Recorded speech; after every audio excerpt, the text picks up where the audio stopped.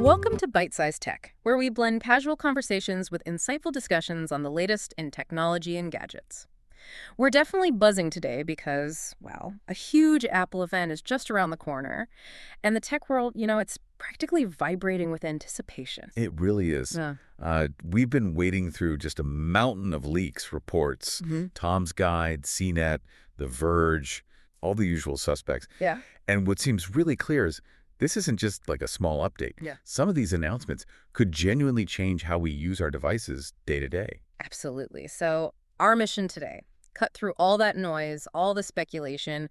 We want to pull out the most exciting bits, the real nuggets, and get you totally clued in on everything Apple is supposedly dropping on September 9th, 2025. Yep. We're talking new iPhones, of course. Big updates for Apple Watch. And those AirPods Pro people have been waiting for. Exactly. So if you're curious about what's next for, your Apple gear, you are definitely in the right place. All right, let's kick things off with the main event, usually, the iPhone. Always the star. Right. And this year, it looks like not just one new iPhone, but a whole family. We've got the standard iPhone 17, the Pro and Pro Max, naturally, but also this new Air variant. That sounds interesting. Yeah, the iPhone 17 Air. It Yeah. feels like a real strategic shift, doesn't it? Yeah. They're maybe bringing that Air idea, Yeah. like MacBook Air, iPad Air, over to the iPhone line. Mm-hmm. The word is it could replace the Plus model. And it might be incredibly thin, like 5.65 millimeters thin, Whoa. which, would even be skinnier than Samsung's Galaxy S25 Edge. Okay, hold on. Super thin, sounds cool, looks great. Yeah. But battery life, right? That's the first thing everyone thinks. Shave off millimeters, you usually lose battery. Usually, yes. But that's where the rumors get really interesting. They're hinting at maybe a breakthrough. It's expected to have a 6.6-inch display, just a single wide-angle camera on the back, Okay. and the front camera shifted over a bit, left of the dynamic island, probably to keep that sleek look. Right, makes sense. But the battery part, get this. It could be the first Apple phone, the high-density silicon battery. High-density silicon. What does that actually mean in practice? Well, it's basically a new type of battery chemistry. It lets them pack way more power into the same physical space. We're hearing maybe a 15, even 20% capacity boost. Oh, wow. Okay. So that directly tackles the thinness worry. And you combine that with iOS 26's adaptive power feature. Ah, yeah, the smart power saving thing. Exactly. It learns your habits, optimizes energy use, so you could get impressive battery life even with that super slim design. Very clever. Okay, so that's the Air. What about the standard iPhone 17? Getting some love, too. Looks like it. Expect a new camera bump design. Pill-shaped, apparently. Pill-shaped, huh? Yeah, quite different for Apple. Actually, it sounds more like Google's Pixel design, visually. Interesting. And the selfie camera gets a bump, too, up to 24 megapixels. Which is nice for, FaceTime, photos. Definitely. What about the chip inside? That's still a bit fuzzy. Some leaks say A18, others say A19. So, TBD on that one. Okay. And colors. Expect the usual black, blue, silver, but maybe also purple and green this time around. Nice. All right, now for the heavy hitters. The iPhone 17 Pro and Pro Max. These are always where Apple pushes things. Heard something about the material changing. You did. Yeah, the rumor is they might switch from titanium to aluminum for the chassis. Aluminum, really? Isn't titanium supposed to be more premium? It is, but the thinking is probably about weight. Titanium is strong, but heavier. Aluminum could make them noticeably lighter in the hand, which, people ask for. True. Okay. But the cameras. Tell me about the cameras. Oh, boy. Yeah. Professional-grade upgrades here, it sounds like. Yeah. An 8x optical zoom telephoto lens? That's a big jump from the current 5x. 8 times optical. Wow. And a massive sensor upgrade for that telephoto, too. 48 megapixels. Okay, that's serious. Definitely. And the selfie camera also gets that 24-megapixel upgrade, matching the standard 17. These are changes aimed squarely at photographers, videographers. Makes sense. Any specific rumors just for the Pro Max, the biggest one? Yeah, the Pro Max could get the largest battery ever put in an iPhone. Yeah. Which, combined with the chip efficiency, should mean amazing battery life. Nice. And to handle that power, maybe a vapor chamber cooling system. Ah, like in gaming laptops? Sort of, yeah. Basically, better heat management for heavy tasks, gaming, long video shoots. Keeps performance up without overheating. Smart. And the chip for the pros? A19 Pro is the expectation, with a 6-core GPU for all the graphics muscle you'd need. Up-tier performance, basically. Got it. Any word on Pro colors? Leaked mock-ups suggest black, silver, dark blue, maybe an orange. Potentially something tied to that new liquid glass look in iOS 26 we'll talk about later. Okay, cool. Now, you get one of these shiny new phones, you got to protect it. Always. Dropping one is, yeah, not fun. Any news on cases? There is. Beaker Boo mentioned new liquid silicone cases. 8 colors, apparently, including some punchy ones like deep orange, midnight black. Silicone. Yeah, matte finish, soft touch, Mhm. integrated lanyard, MagSafe, button covers. Hmm. The usual features. But, silicone. It can be a bit of a dust and lint magnet sometimes, right? Gets sticky. Yeah, that's the downside. Interestingly, though, there are also whispers of tech-woven cases.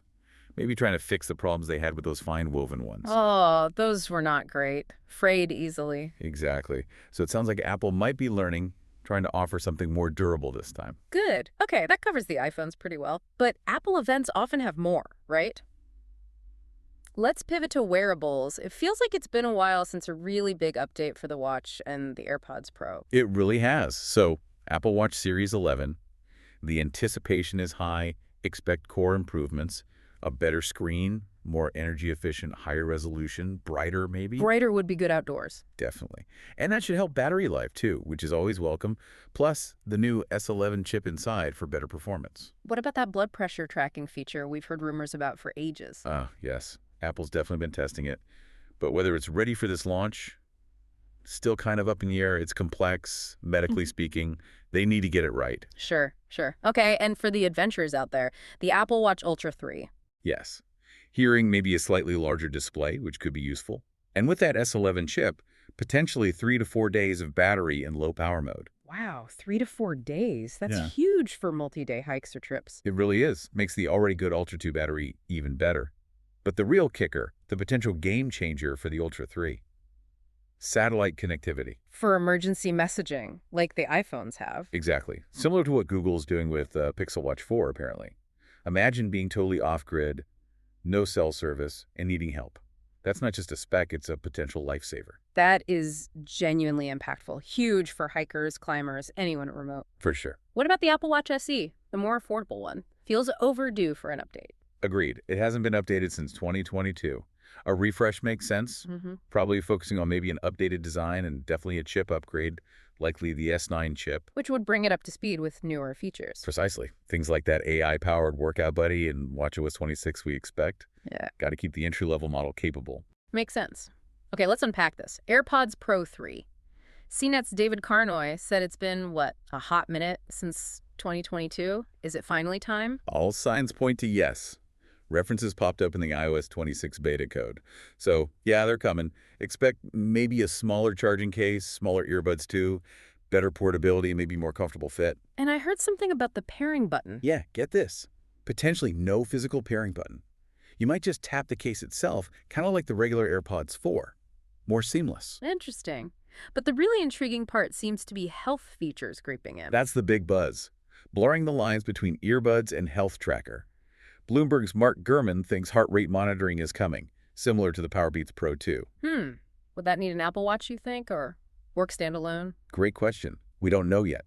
Will it feed data to the watch or directly to the health app on your iPhone? That's key. Analyst Ming-Chi Kuo even mentioned potential infrared cameras in future AirPods, maybe Pro 4, hinting at more biometrics down the road. Wow. Okay. What else for Pro 3? The rumored H3 chip inside, that should mean, the usual improvements. And cat. Better battery life, hopefully better sound quality, enhanced ANC, clearer calls. Standard upgrades, but always welcome. Definitely. And there are even wilder rumors, like an interactive touchscreen on the charging case. On the case itself? To do what? Control music, volume maybe, quick adjustments without needing your phone. That would be pretty slick. That would be cool. Okay, so tons of new hardware potentially, but none of it really shines without the software, right? The OS tying it all together. Yeah. Which brings us to iOS 26. It's got to be close now. Very close. We're seeing the 5th public beta, 8th developer beta. That usually means the final release candidate build is imminent. They're just squashing the last few bugs, polishing things up. So launch is probably right after the event. Typically, yeah. Expect the full release maybe around September 16th, about a week after the announcement. Standard Apple playbook. And the look and feel. Anything new visually? Definitely a focus on minimalism. And this new liquid glass mode, it's described as an all-clear alternative to light and dark modes. Dynamically changes the lock screen, Safari tabs, Kind of blends with your wallpaper. Sounds pretty cool. Liquid glass. Interesting name. What about app changes? Daily use stuff. Yeah, this is where it hits you day to day. Camera, photos, FaceTime apps are apparently getting simplified designs. Easier to navigate. Messages getting more colorful, more expressive options. Okay. And new features, anything that solves those little annoyances. Yes. Key stuff includes call screening for unknown numbers, finally, live translation for calls and texts. Imagine that for travel or talking to international friends. Huge. A dedicated games app, maybe to organize your games better. Lyrics translations in the music app. And like we mentioned with the Air, that adaptive power feature should help battery life across all compatible iPhones. Lots of practical updates there. Good stuff. Now, I know our focus is the iPhone 17 lineup today, Yeah. but it's maybe worth just a quick peek further ahead. Apple's always playing the long game. The iPhone 18 Pro, next year's model, is rumored to get Apple's second-gen in-house modem, the C2. Okay, Apple making its own modems instead of using Qualcomm's. What does that really mean for us, the users? Why should we care? It's actually a pretty big deal, strategically for Apple, and potentially for us. Bringing modem design in-house gives Apple total control over connectivity, power use, how the modem works with the rest of the chip. It means better optimization, better synergy between hardware and software, tasks shared more efficiently. So better battery life, maybe? Better signal? Potentially both, yeah. And maybe unique features down the line that only Apple's integrated modem could enable. Plus, it means they rely less on Qualcomm, which helps their bottom line and lets them innovate at their own pace. It's about controlling the whole widget. Ah, gotcha. Total ecosystem control. Makes sense. Wow, okay, what a potential lineup. Thinner iPhones that somehow might have better battery, AirPods getting health features, watches that can call for help from literally anywhere. Apple really seems set to deliver an event that could be, well, pretty jaw-dropping. It really points to that continued evolution, doesn't it? Especially how health and connectivity are merging in these devices. Our tech is becoming even more integrated, more personal, moving beyond just communication tools into, like, wellness and safety companions. Yeah, it's more than just faster chips each year. It feels like a deeper integration. Exactly, a more cohesive ecosystem. So as we wrap up this Byte-Sized Tech episode, here's something for you, our listeners, to think about. Which one of all these rumored updates really grabs your attention the most? And maybe looking beyond the rumors, what's one feature you're secretly hoping for? Something that wasn't mentioned that would genuinely awe you and totally change how you use your Apple stuff? Let us know. Thanks for tuning in to Byte-Sized Tech. If you enjoyed the episode, like, comment, share, and subscribe for more fun tech discussions.